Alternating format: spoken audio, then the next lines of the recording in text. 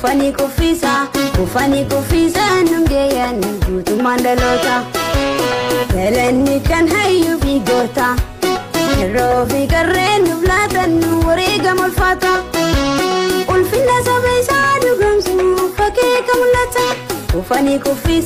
Kufani kufisa nungeyan gutu mandalota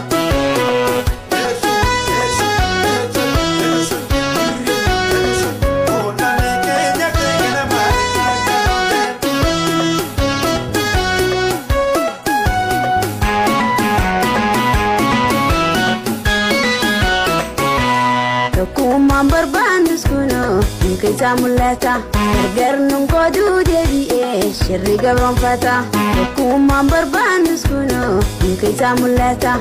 Garnung basu debi Shirriga bronfata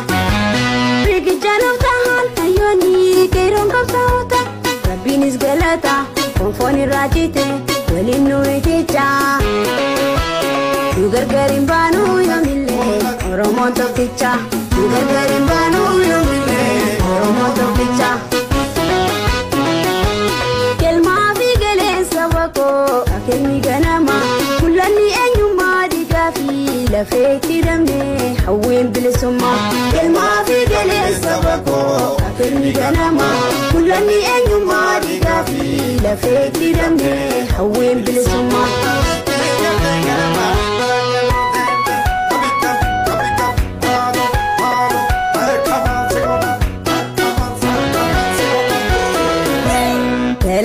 Kan hayu bigota Rofi garren nublatan wariga mulfata Ulfina sabisa dugamsu fake kamulata Kufani kufisa nungeyan gutu mandalota Belani kan hayu bigota Rofi garren nublatan wariga mulfata Ulfina sabisa dugamsu fake kamulata Kufani kufisa nungeyan gutu mandalota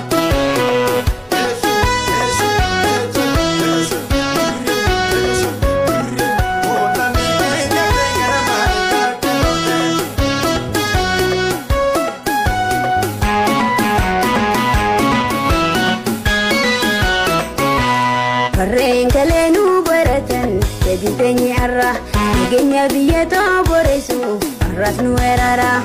Renkelenu beratan Jadi pengi arah Negenya biyeto boresu Ras nuerara Aboti gadafi hayoni Fachi fadalura